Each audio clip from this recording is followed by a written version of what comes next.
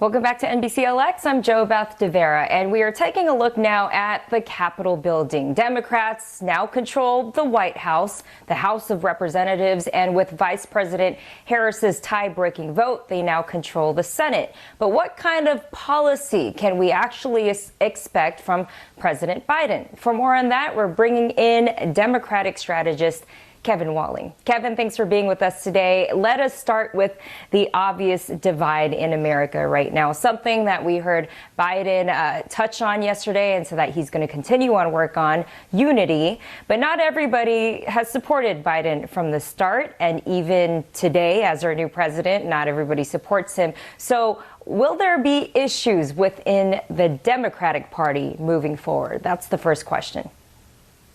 Yeah, Jobeth, good morning. I think what you saw out of the president's speech yesterday, as you rightly pointed out and Noah spoke about in terms of unity, is something that the president is really interested in focusing on, not just in terms of the country, but also uniting aspects of the Democratic Party, to your point. And I think you're seeing the president through those 17 executive actions yesterday, 10 executive actions today, is really shoring up his left flank, right, in terms of important issues to the more progressive side of our party when it comes to DACA, when it comes to rejoining the Paris Accords, so that he can unite different aspects of the Democratic Party as he pushes now for legislation, not just for the $1.9 trillion stimulus package and COVID relief bill, but also for immigration reform that he introduces as well today to Congress. So I think he's really interested not just in uniting this country, but also uniting Democrats across the spectrum in order to get things done for the American people.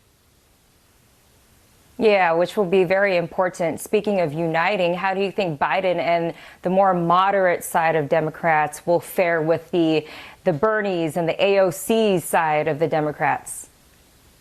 Yeah, Joe Beth, it's a really good question. I mean, this is the slimmest. I mean, you talk about a 50-50 split in the Senate with Vice President Harris, that tie-breaking vote, and a really slim margin for Speaker Pelosi in the House of Representatives. So every Democratic vote matters to actually advance legislation. So I think also, too, the president spent 30 years in the United States Senate before he served as vice president, of course, now after his inauguration today. Right. He knows that any kind of lasting piece of legislation needs to have bipartisan support in order to stand the test of time, right? When we saw the Affordable Care Act, which is now more popular with Americans than ever, didn't pass with a single House Republican vote.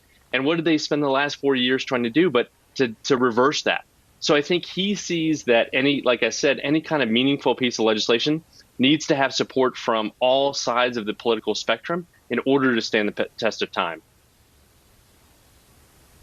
Yeah, absolutely. Okay, so we talked about this a little bit earlier. Biden has rolled out on a lot of Trump's decisions and past policies, like rejoining the Paris Climate Agreement, the WHO, revoking the permit for the Keystone XL pipeline. So when it comes to Republicans, is there anything that both the Democrats and the Republicans can actually agree on?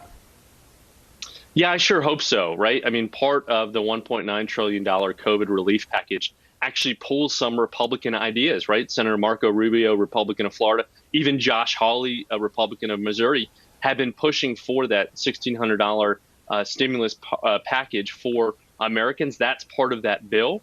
I think you're also seeing in the immigration bill that the president is unveiling today, aspects of what passed back in 2013 when Marco Rubio led the charge for immigration reform. He's now come out against it because I think it's good politics for him, unfortunately, with Republican voters. But again, I think you're going to see a president, and you saw it in his speech, that is really interested in bringing all sides together and hearing at least and seeing Republicans as part of the negotiation process.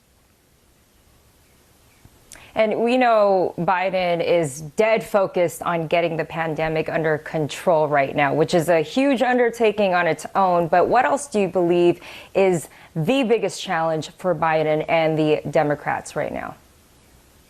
Yeah, it's going to be COVID relief and the economic fallout because of that. I think you're seeing a president that's really aggressively now using the War Production Act. He campaigned on that, working on supply chain. I think you're seeing an administration that's now seeing that there really is a lack of preparation when it comes to vaccine distribution.